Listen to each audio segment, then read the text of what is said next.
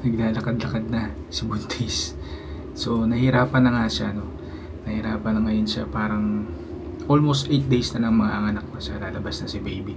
Pero medyo napaaga. Ngayon nakakaramdam na siya ng maraming contraction. Simula nung ano siya, tinawag doon, membrane sweep. So ngayon, hirap na ngayon siya. Dinudugo na may parang kung ano mang jelly na lumalabas.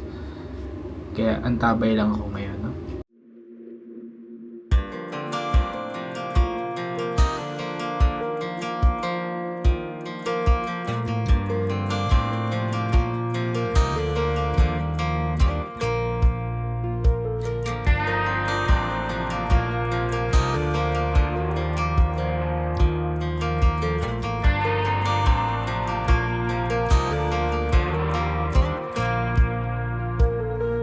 That girl is a runner, she was born to get away.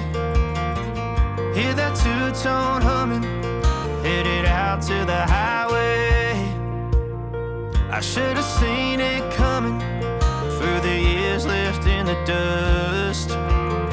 But after all the lessons learned, it would end the both of us. There's a first for everything, like a hand holding mine. Now I'm left here with the pain from her I love you goodbye.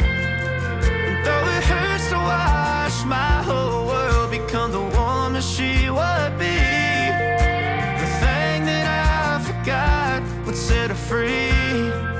I taught her how to leave.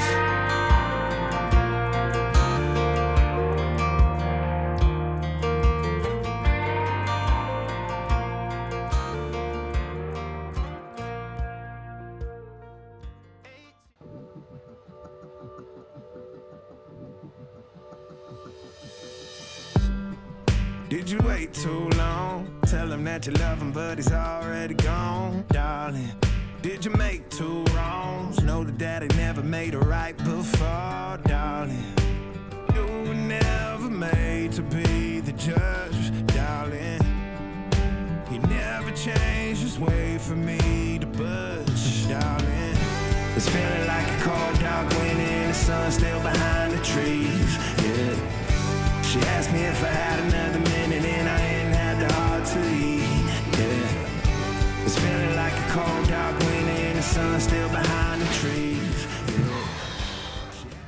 So yun na nga, isang araw na lang, bukas andito na yung anak ko. Ang bilis ng panahon. Hindi namin namalayan ng asawa ko na dyan na pala si baby. So ngayon, na-prepare ko na lahat ng mga gamit niya.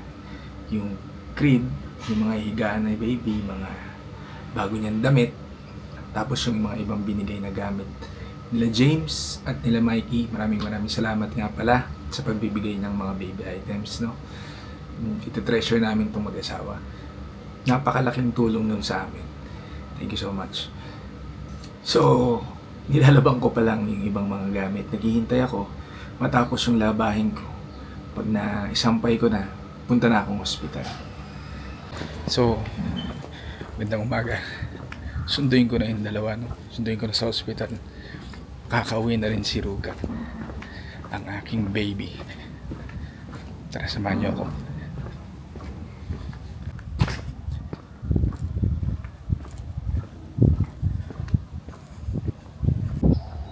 Lakad lang tayo papuntang ospital. Medyo malapit lang din naman, mga 20 minutes mula sa amin hanggang doon, para tipid pa masahe.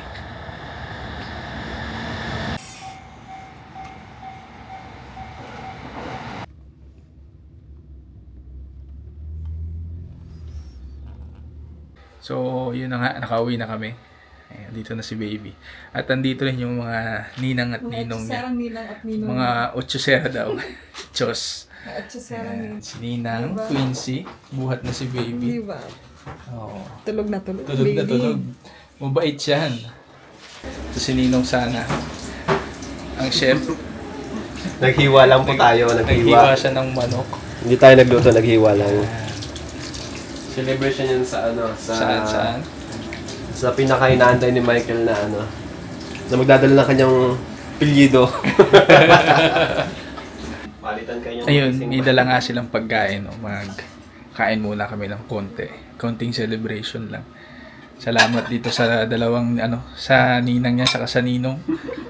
Ito, kain kami na sushi dahil gustong gusto daw to ni Mika. Pwede na siyang kumain ngayon. Hindi na siya buntis. Tsaka pasta. Siyempre, may champagne. Tsaka konting manok lang. Yan. Okay, let's eat.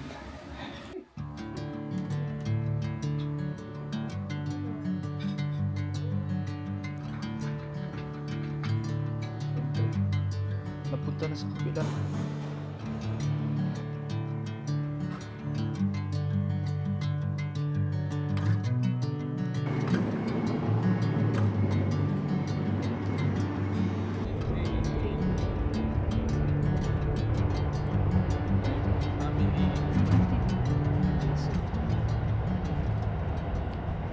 First time picnic namin magpamilya, no? Nilabas na namin si Ruka. And first time niya rin sa labas, okay naman na ata, pwede naman siyang lumabas para ma-enjoy naman namin ma-enjoy namin tong family time namin, no? Kasi malapit na rin ang pasok ko, malapit na rin akong pumasok, nakalib lang ako.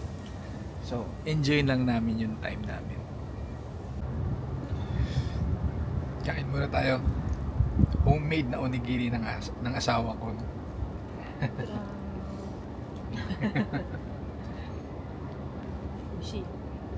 Tara, kain tayo.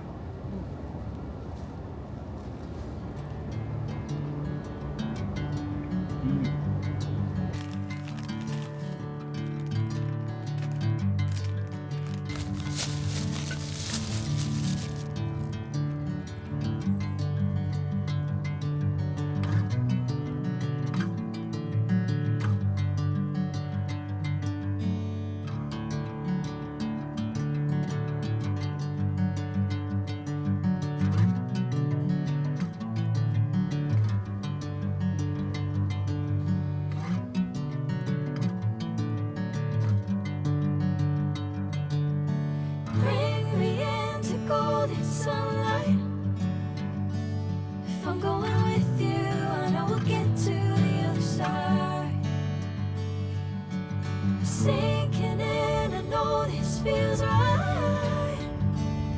Catching a breeze, love moving through me like a wildfire, like a wildfire.